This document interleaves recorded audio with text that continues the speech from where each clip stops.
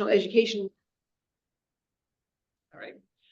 Welcome everybody to our educational on the civil war in Sudan, cruel cost of a revolution derailed. This is a public educational that we're doing at the Los Angeles branch of the Freedom Socialist Party's monthly meeting.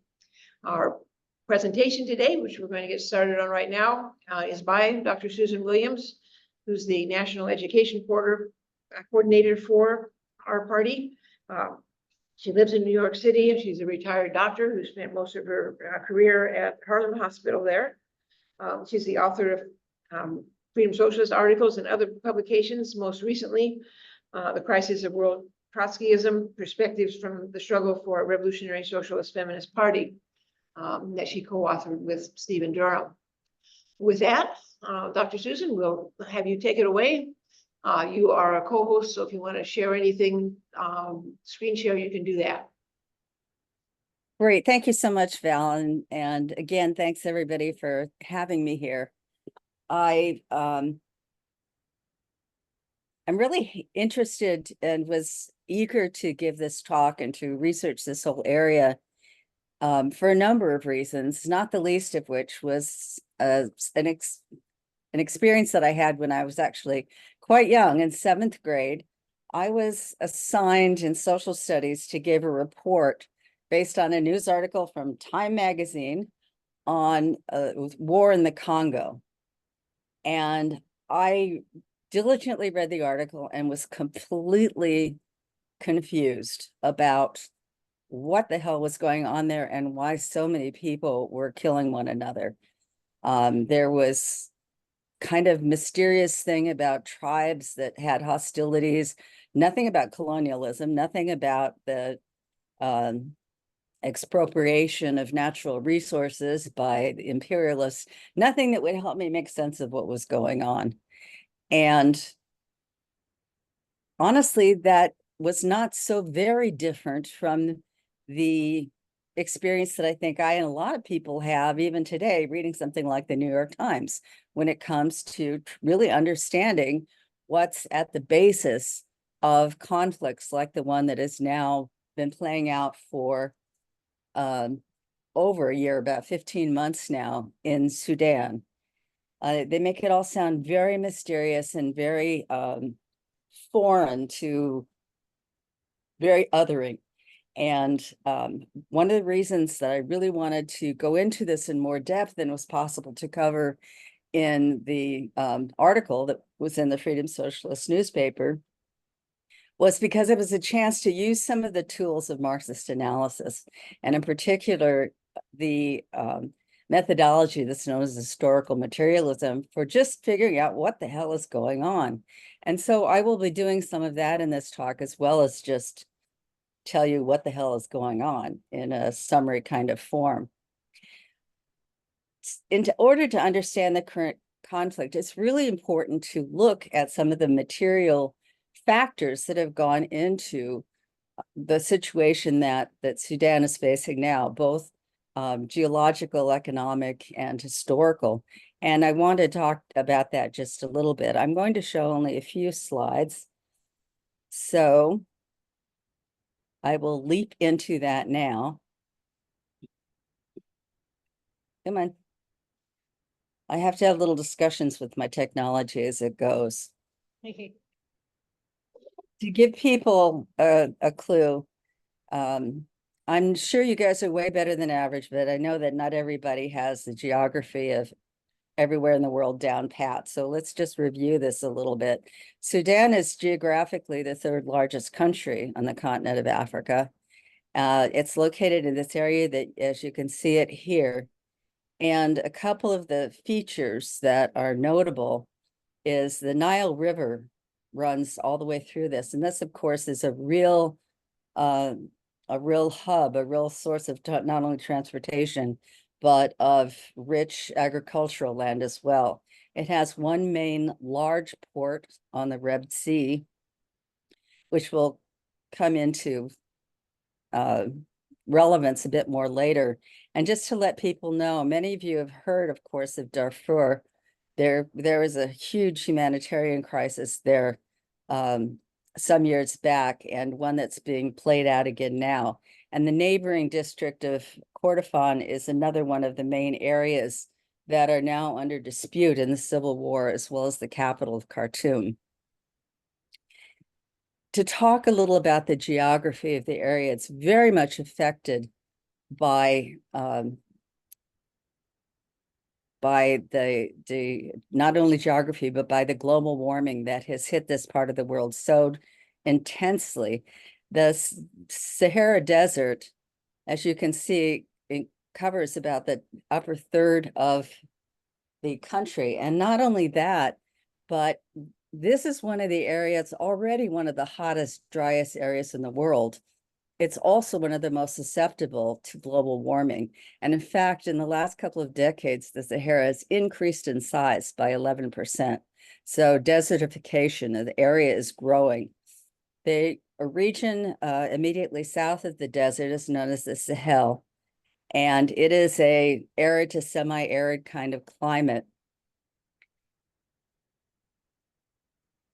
And here's another example of just how this whole region is drying up.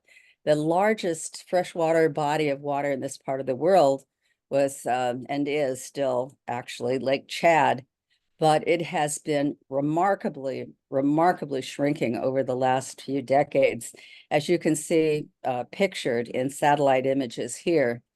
And this has had a devastating impact on this part of the world.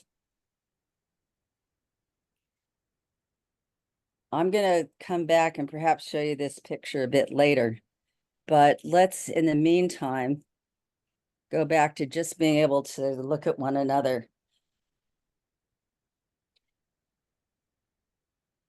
One of the reasons that I started by this and showing you some pictures is because just this, knowing this little bit about the makeup and the land masses in this part of the world goes already to a tremendous way toward explaining some of the things that I have found so confusing in the past and trying to make sense out of anything that I read about this area. For one thing, you'll probably have read or heard about the fact that there's the conflict that's going on there, or has been going on there traditionally, or in other countries that are part of this part of the world, is a conflict between Arabs and Africans. These labels are used in a way that's a bit simplistic and misleads, I think, a lot of the Westerners who don't know much about the history of this part of the region, because there's not a hard and fast dividing line between those two groups in this part of the world. Arab migration into this whole region was predominantly focused around the 12th century, but there was extensive intermarrying. And so the indigenous population, the Arab population, became very much intertwined. Today in the Sudan, 70% of the population identifies as Arab. And this is not also the split that's happened between the different peoples there is also not a matter of religion, because 97% of the country identifies as Islamic. But there are distinct cultural and economic differences that are associated with the differences in ethnicity. The people who identify as Arab generally come from or identified with peoples who have a primarily nomadic or pastoralist existence. We're talking about people whose livelihood has been associated with herds of camels, goats, who moved north and south with the rains of the Sahara, with the rainy seasons in Sahara, so that in areas that were drier in the desert itself would be moved farther south. And at that point would really tend to encroach on the lands of the farmers, who are more likely to identify as African. This was historically a very harmonious kind of relationship. As I mentioned, there was a lot of intermarriage. There was a lot of trading that would go on. The presence of the herd animals would deliver fertilizer to these areas. All good. But you saw what is happening to Lake Chad.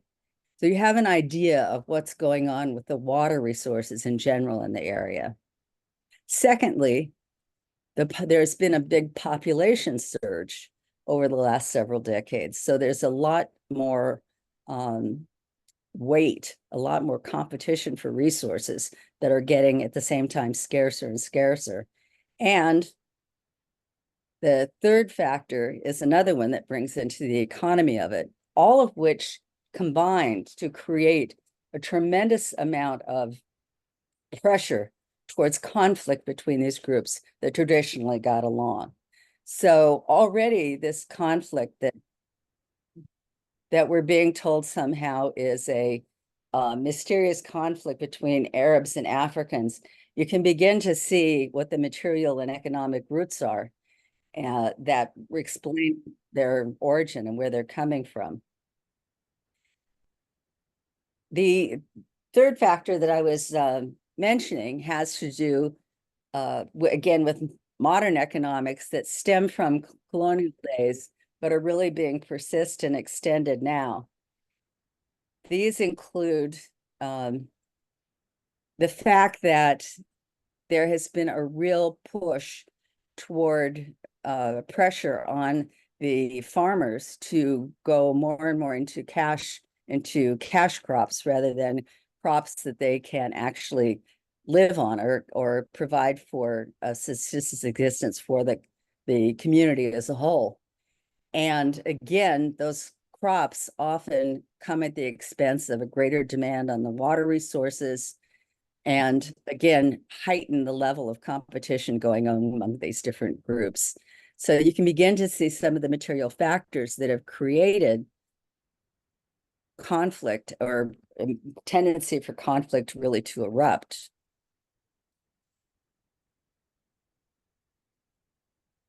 I want to take a moment then to come up on the current civil war that's going on in Sudan by, again, backing up, but now with a sort of specific timeline in hand. Sudan became independent of the United Kingdom in 1956, sort of on the coattails of the Egyptian Revolution, which happened in 51. At that time, it also included the country which more recently left and became the South Sudan. In 1989, Omar al-Bashir seized power and became a dictator with one title or another for the next 2.5 decades. The regime he established was ostensibly, at least, Islamic, and he used brutality and extreme forms of repression in order to keep himself in power. And part of that methodology, again, was using religious repression in order to help keep people divided. About 15 years into his regime, 2003 to 2005, this was the period of the height of the genocidal attacks in Darfur. The rise of this organization, a paramilitary organization called Janjaweed, which was notorious for the ultimate in brutality. And it was headed by Muhammad Hamdan Dagalo, who's is known by Hemedti as his nickname. And so that's how I'll be referring to him from now on. He still persists. The organization that he founded back then morphed into the Rapid Support Forces, who are one of the two major players in the warfare that is going on now. It was in 2011 that South Sudan became independent. And one of the impacts that had was, first of all, people who were of a religious minority in Sudan almost entirely lived in the South and then became part of the separate country. But in addition to that, there are significant oil reserves, the majority of which, not all, but the majority of which were being held in South Sudan.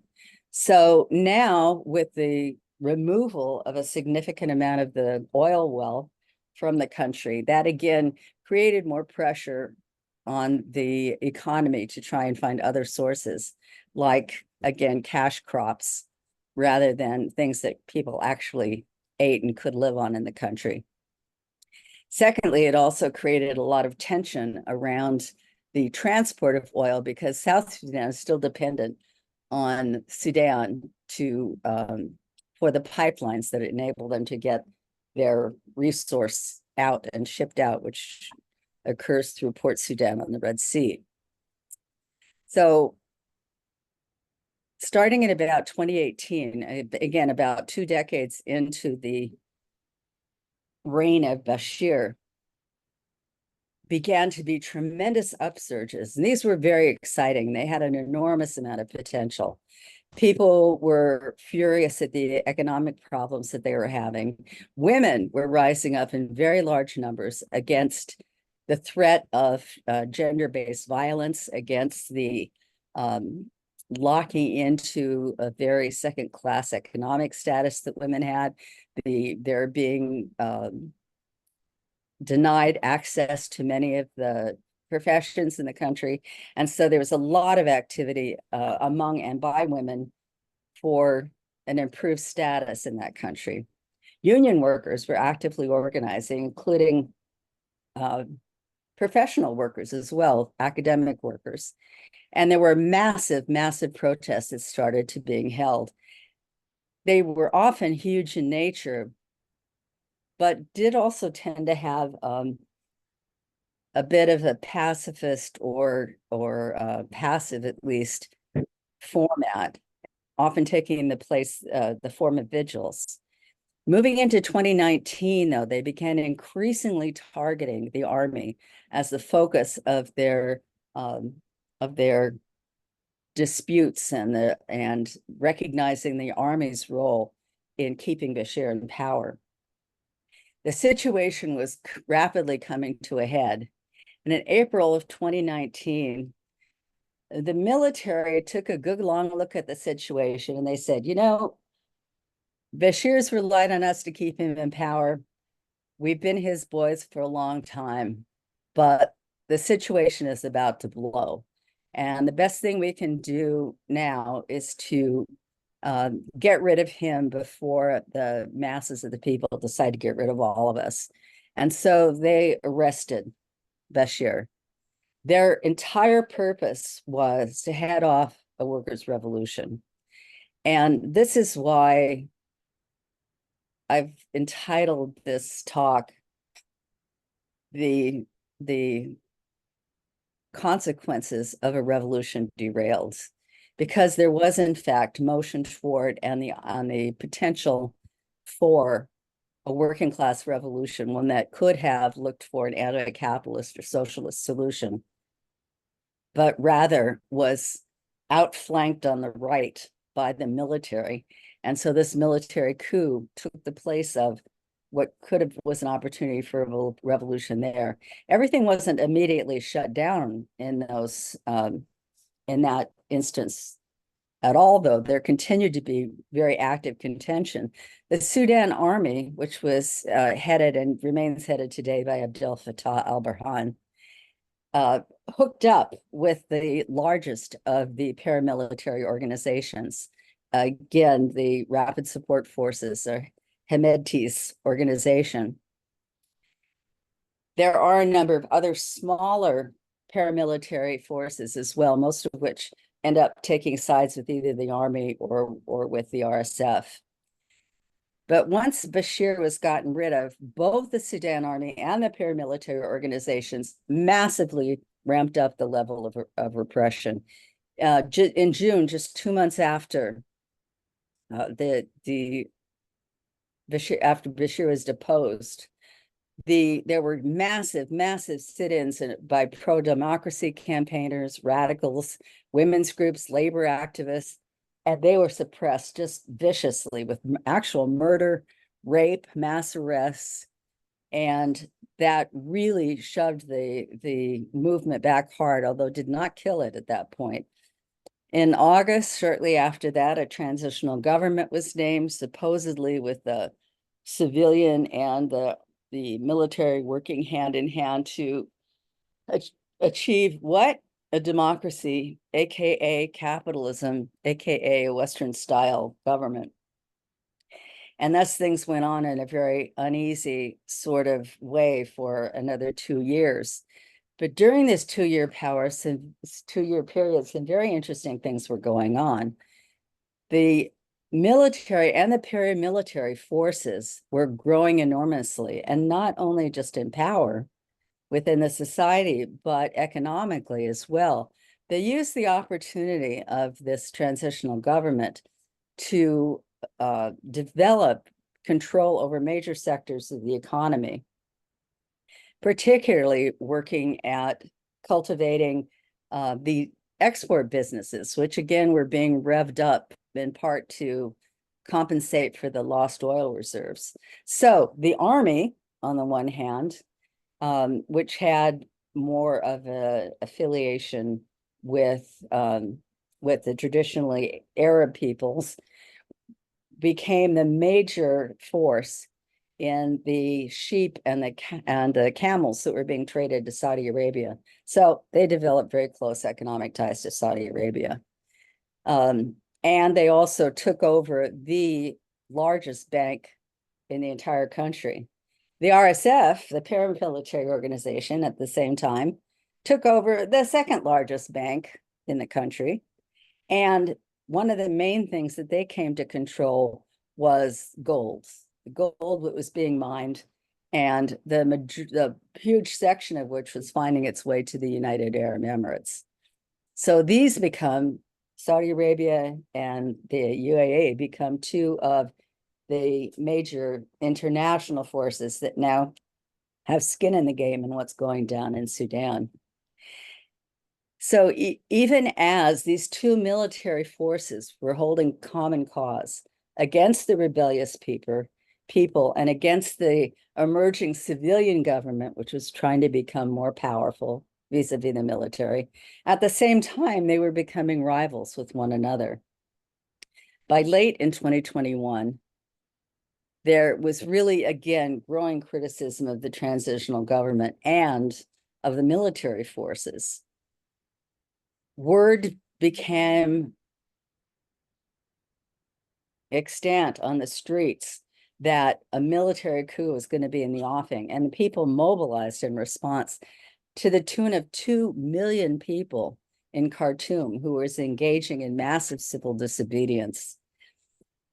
Nevertheless, the Sudan army and the RSF allied, they arrested and they seized power from the civilian officials and began a whole new round of really brutal repression.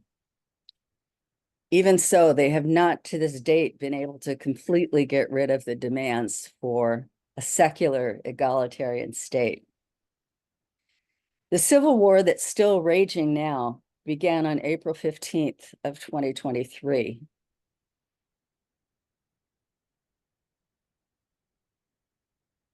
And again, I've mentioned what the two main players were, with other paramilitary organizations lining up on either side. I want to go back for just a second to the slides that I was showing you before.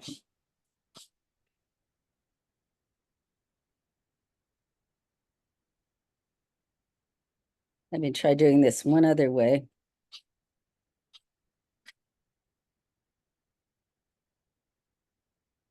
Oh, I seem to have decided I didn't need to show those anymore. Okay. Here we go. So, again, if we look a little, this is a little bitsy piecey, but there's some things again that I want to show you. This gives you an idea of the fighting that's going on.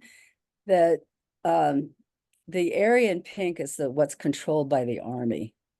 And the area in this bluish green color is the area that's controlled by the RSF, or the paramilitary organization that was so particularly heinous and vile toward the farmers, African peoples in Darfur and Kordofan. But the area around the Khartoum, as you can see here, is very much still heavily contested, with active fighting going on. And as of today, about only about 30% of the population of Khartoum remains in place. But of course, many of the poorest people couldn't leave at all, had no place else to go. This has also become now officially the world's largest source of refugees or displaced people, with over 11 million people having been forced from their homes. And many of those people come from these regions, again, Darfur and the Kordofan area. And I want to particularly point out this area right here. This is a city of over 2 million people. And it for a long time was the only way that the UN or other sources of aid could get any aid into the area at all. But it came to be completely surrounded just about the time that I was first writing this article. And now people are being completely starved out. There are 800,000 people trapped within this circle of armies around it, with no way to get aid in or for people to get out any longer into the refugee camps that are all along the border between Chad and Sudan. So, and you can see many of the hotly contested areas where there's a lot of active warfare going on have to do with the resources that remain, including the pipelines that run up from the gold fields, or the oil fields rather, excuse me, the oil fields through Khartoum to Port Sudan. The Port Sudan over here, which is under the control of the army. So that's the kind of situation that we have currently, which is a pretty dire sort of situation. Just to talk a little bit more about the humanitarian impact. As you can imagine, the death rate, we actually don't even really know, because there's just no way to get reliable information out. Sexual violence is very much, it never stopped being a reality, but it's been vastly increased under the civil war, which is going on now. And the starvation and famine, which was considered imminent 2 months ago, is now in fact becoming a reality, with between 25 and 28 million people being at risk of dying this year unless they can get aid from outside the country. But is that aid coming? That's another thing that I just wanted to comment on, because the unfortunate answer is that it's not. I talked about the situation of the main city in Darfur, where they can't get aid in or out at all any longer. But beyond that, the UN, for example, as one of the major players here, calculated how much aid it would need in order to prevent these 25, 28 million deaths, calculated it all out, and said that they had received promises so far of 4% of that amount as of a month or so ago. And the latest thing the New York Times had to say about it was that international countries still aren't responding. But even worse than this, the civil war in Sudan is really being prolonged and exacerbated by the role of some of the international forces. I mentioned Saudi Arabia as an example of a country that has ties to the army, in particular in Sudan. At the beginning of the civil war, they offered their services as a potential negotiator, and of course with the intent actually of siding on the army, which is the official group in Sudan. And the US actually wanted to partner up with Sudan, with Saudi Arabia to play that role, to which everybody involved has said, no, thank you, US, we want nothing to do with you. But the Sudan army, I say, has really close ties with Saudi Arabia. And in fact, they currently are dropping bombs from drones that were sent by Egypt and Iran, as well as Saudi Arabia giving them a lot of military aid. The RSF, for its part, has the open support of its ally in the gold market, the United Arab Emirates, and that country is really in competition with Saudi Arabia for seeing who's going to be the big honcho within the Arab world. So their competition is playing out in part as a proxy war in Sudan. The RSF also, by the way, has a long relationship with Russian mercenaries, with the Wagner Group.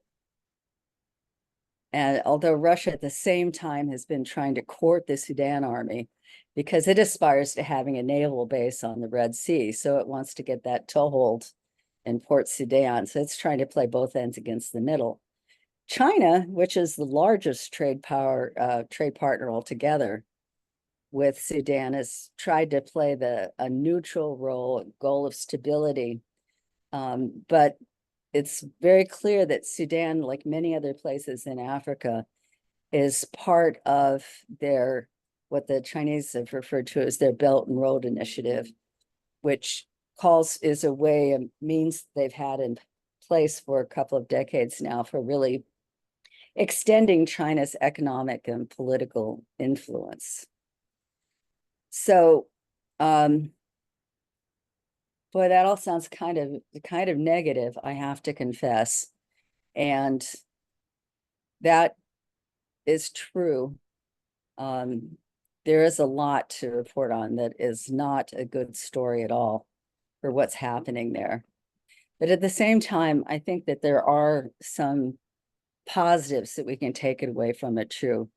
I find it enormously inspiring to recognize that despite everything that's gone on there, despite the horrendous situation that people have been dealt with, the spirit of defiance and the will to move their country forward has not been stamped out in Sudan. It's true that many of the people who were the part of the activist movements earlier now are very much focused just on mechanisms of survival, but helping their communities as well as their extended families survive. And they really are still doing what they can and keeping that alive.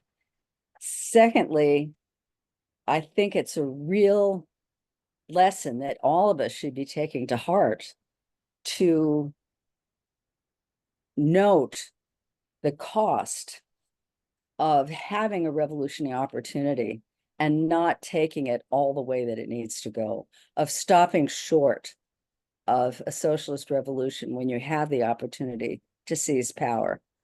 I think that that's very important. And if we take that lesson away, then it can really benefit the rest of the world. But I do think that there's a lot that we should be doing now. And I think that one of the main things that we should be doing is telling all of us in other countries, telling our respective nations to get our foots the hell off the necks of the Sudanese people. There are, and I don't know if I believe this to be true or not, but there are experts writing about Sudan and about African affairs that say that were it not for the role of Saudi Arabia and the UAE, that this civil war would have been over by now. And certainly it would be less protracted, less violent, and possibly would be over were it not for the international forces that are whipping it on for reasons of imperialism. And that's a lesson to all too, that's that I want to point out. Imperialism isn't all just about what the United States is doing or not doing around the world, but it's a system in which every country, is a little bit richer, has a little more power, a little more influence, is looking for ways to exploit and beat up on the people that are farther down the totem pole. And that entire dynamic of imperialism is what we need to be educated about and to be fighting against.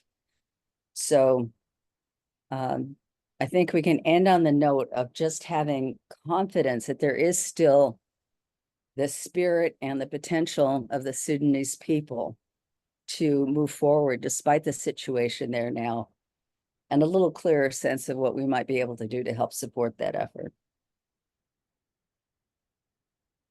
Thank you, Susan. Okay, we'll open it up for discussion. Oh, give me a gallery view so I can Yeah, see anybody let's- raising their hands on the screen. Change the gallery view. Thank you so much, Dr. Susan. So yeah, we're gonna do discussion and any thoughts, questions, that y'all have, this is the time for it, and you can either raise your physical hand or your Zoom hand. Wow.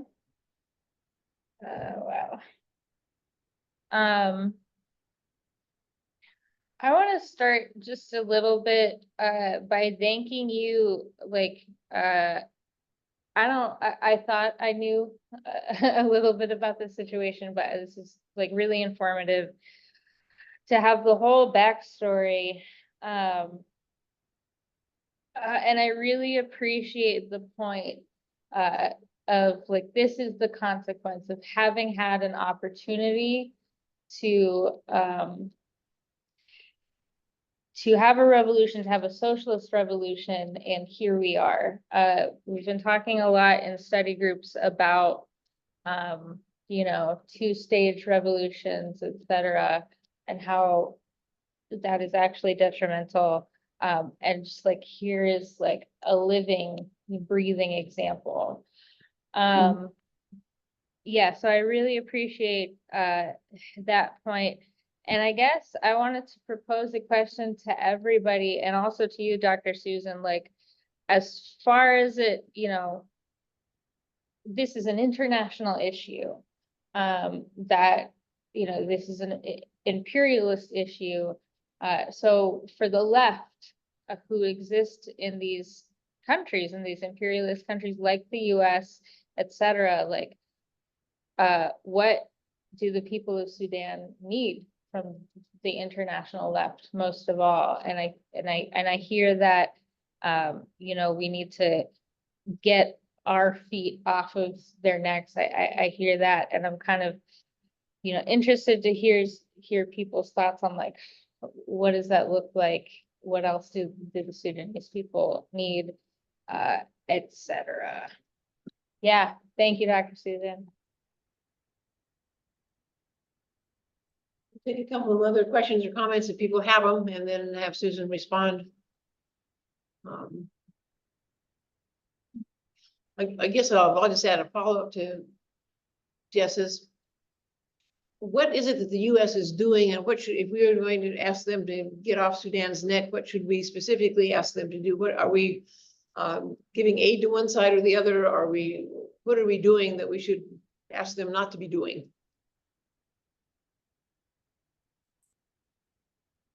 I don't see any other hands, so go ahead, Susan. Yeah, two very much related questions. A lot of what the US is doing is pretty on the QT. I haven't really run across much that they're actively doing. I think, having been rebuffed as the big negotiator, they're kind of stepping back from an overt role. But one thing they're clearly not doing is any humanitarian aid. And that clearly, you know, that may seem like a reference kind of demand, but the situation there is really dire. I mean, we're talking about hundreds of thousands are already dying or have died, and many more will very quickly. So one of the things we can and should be demanding is massive aid with no strings attached. God damn it, because that's what the US always does, is attach strings and try to use it to serve the political interests of the capitalist class of this country. So to the extent that we can control that, we should be demanding no strings attached aid, and trying to find ways through our direct connections with people and people's organizations there to help make sure that aid goes to the right place. We should also, to exposing what they're doing under the table. I don't know how easily that's going to come about, but I do think that people that live in other countries that have more active economic ties with Sudan should be telling their countries not to be sending any military aid or anything else that's protracting the warfare there. And I hope that gets both questions. Yeah, absolutely. Peggy, your hands up? I was just thinking that do we have any connections like in Darfur to that? I mean, what can, regular people do to try and help people not die in Darfur, especially what's going on there? Do we have any connections? It's very difficult. I don't think that the party has any personal connections or direct connections, I mean, between our organizations. And it's very, very difficult at this point. When people are hemmed in, surrounded completely by warring forces, there's very little that people in other countries can do.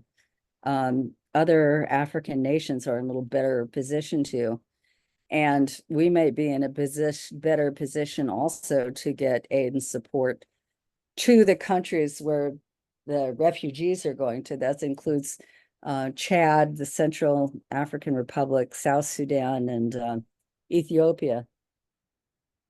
5 of the other poorest nations in the world, but there's where a lot of the weight for supporting people who've been displaced from their homes in Sudan are going.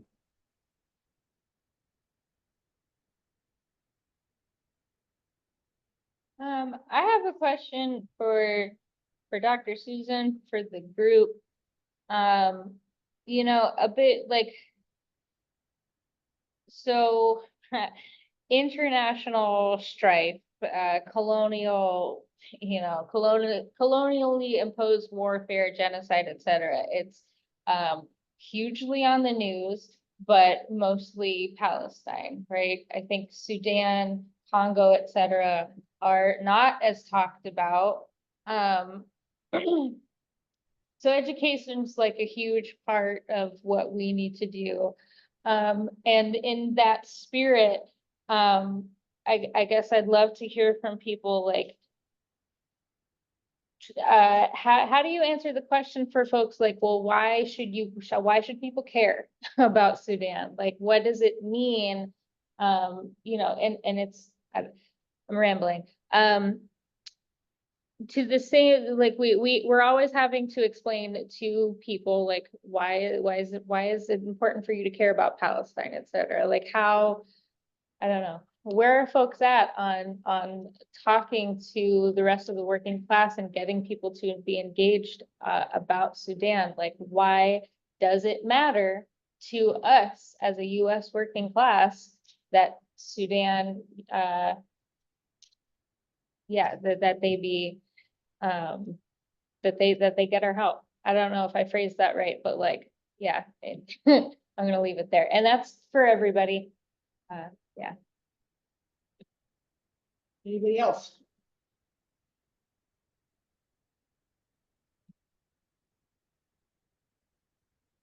I'll throw in one more question. You mentioned where most of the refugees were going. I was wondering if any of the refugees from here are getting into Europe. I know in the European Union and most of the countries in Europe, they are in many reactionary ways opposing immigration, largely from the Middle East and Africa. And I don't know if people are getting from Sudan all the way to the Mediterranean or places where they can get into Africa or not. I'm getting out of Africa and into Europe or not, if there's any impact there, or that would be another point at which some pressure could be put. And then kind of a broader question, what you're describing about the missed opportunity for the revolution. This isn't the only place in Africa where that's happened, as the colonies have broken away from mostly European colonizers. In South Africa, for example, that international movement was so strong, and the movements within the country, working class movements, were so strong that there were some people who really hoped that they would go forward and take control and develop a worker state, but they were held back by the Communist Party and the African National Congress, which had dominated, from doing so, and they promptly went about setting up a capitalist government there with themselves running it. And to the extent that that happened elsewhere in Africa, I think that's a broader lesson. And this, I don't know how much that pertains to Sudan, but if you have any comments on any of that as well. Yeah, a couple of things. With regard to refugees making it any farther out of the country than across the nearest border, I haven't really been able to find evidence of any significant number of those 11 plus million people being able to get as far as Europe. I mean, we're talking about a situation where the whole region is so impoverished.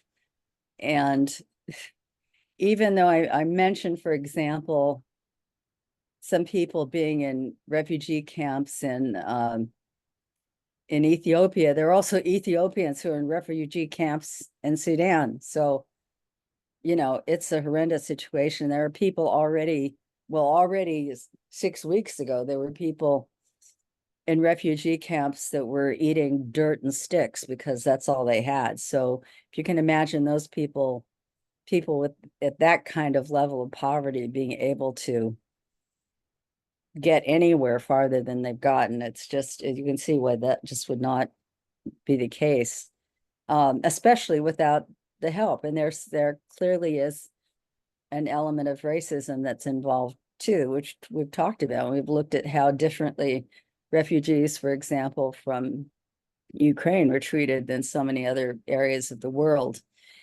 I tried to do some research, and although there is at least one Trotskyist organization that claims an affiliate in Sudan, I really couldn't find any evidence that they were active. There is a Communist Party that unfortunately played a similar kind of role, I think, to what we've seen in South Africa and elsewhere. To wit, remember when I talked about that growing tension between the military and paramilitary on one side and the civilian government that was established after Bashir was deposed. At the point at which it was clear that there was imminently going to be a military coup against the civilian government, the Communist Party at that point called for support to the civilian government. And then when there was only almost immediately after that a coup against them, they actually did, refreshingly enough at least, retract that and said that they made a mistake and they should have called for power going into the hands of the people instead, and you know, pushing past where the civilian government had been at. So how much of a corrective that's really been is really hard to tell, because as I said, from going from open civil disobedience of 2 million people, we're now talking about little clusters of activists organizing in the neighborhoods to create soup kitchens and pantry stores to keep people from starving to death. So and how can, you know, it's so difficult to get information in and out that it's really hard to know what's happening on the ground there. So we'll have to find out. We'll find out more later, eventually, no doubt. But it's going to take some change before we can get to that place.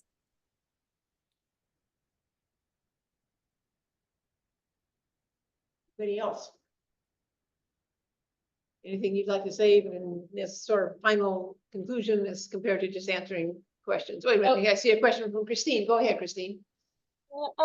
I just see a direct connection between the conflicts and the refugees trying to get out of Africa across the Mediterranean into Europe for survival, or even the Central American people, conflicts and global warming, the tremendous drought that exists there, people searching for survival and a better life.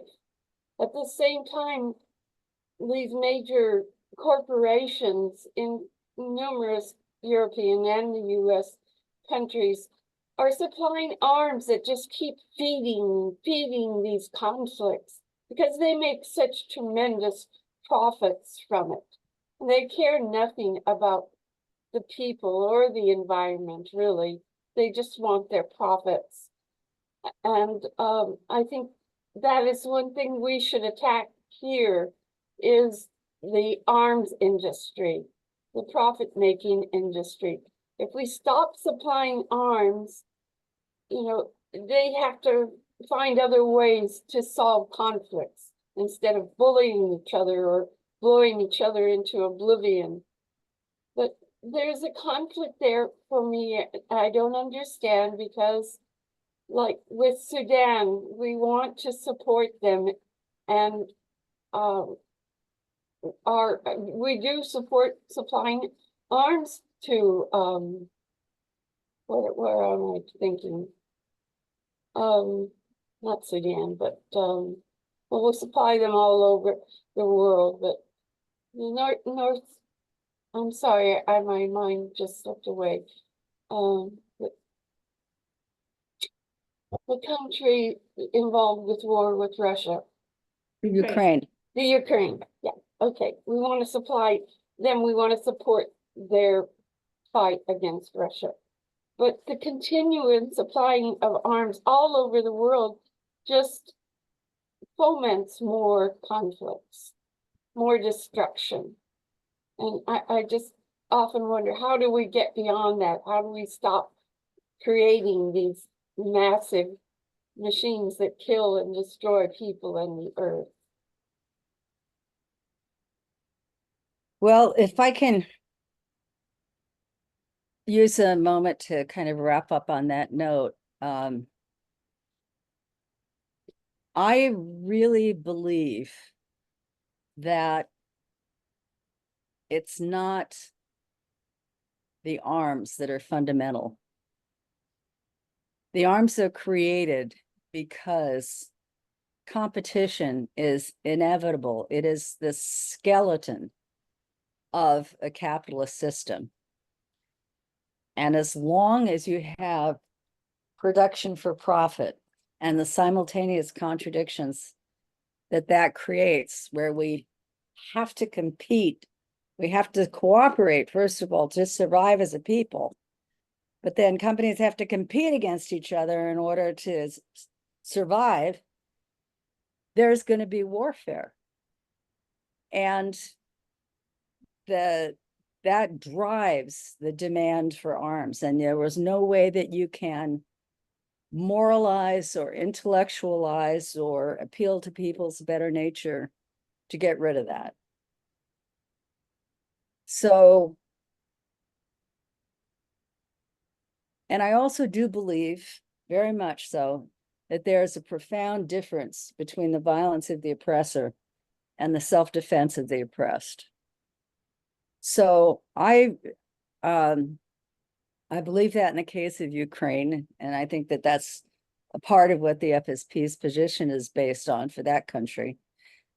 I also believe it in the case of the Sudanese, but here we have a situation that's a bit different. It's certainly different than the situation in Ukraine.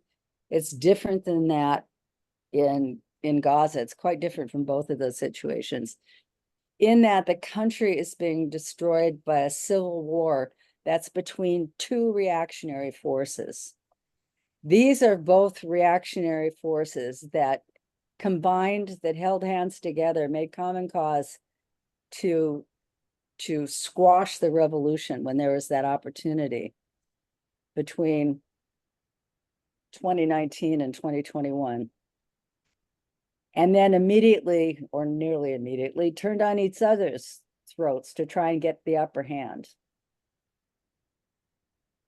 So there's neither one of those sides is right, nor neither one of those sides would we side with. We side with the people who are being destroyed and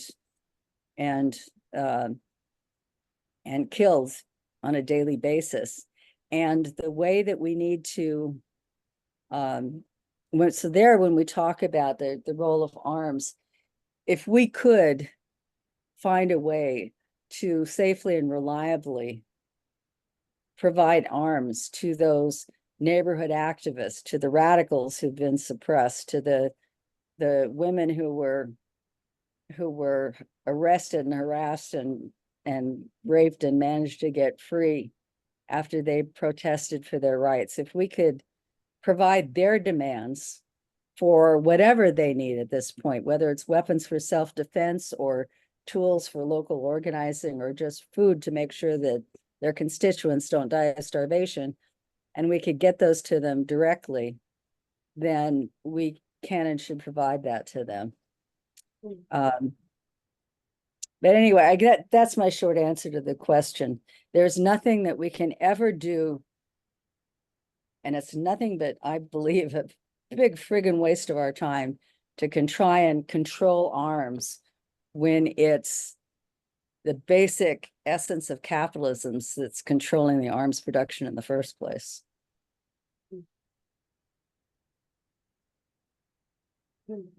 Thank you, Susan. Thank you very much. Absolutely. Thank you. Okay, good questions, everybody, Yeah. and I've learned a heck of a lot today. Yeah. I appreciate really that. Good. We talk a lot, particularly in some of our recent study groups around here, about looking at the current conditions and figuring out what program and what, why things are happening and what then our role should be. And I think, although it's difficult to really intervene at this point in time, I think we have a vision of what the things could be, and some things that we can raise as we're talking to other people. It's certainly a lesson in the devastation that capitalism causes to everybody.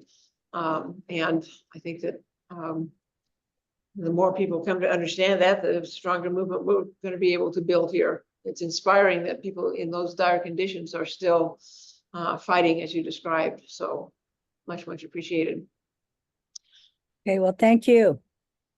You may stay with us for the rest of our meeting, which is going to be relatively so short, or as you wish, but we really appreciate your coming in on this Sunday afternoon for us, close to evening for you, to be part of this. Thanks, and I'll say goodbye. Okay. Bye, everybody. Thank you, Susan. Me too. Sorry, I have to go. Thank you for this. All right. Okay, the next item on our agenda is the looking at the national mobilization for reproductive justice. I'm gonna stop recording. Okay, thank you.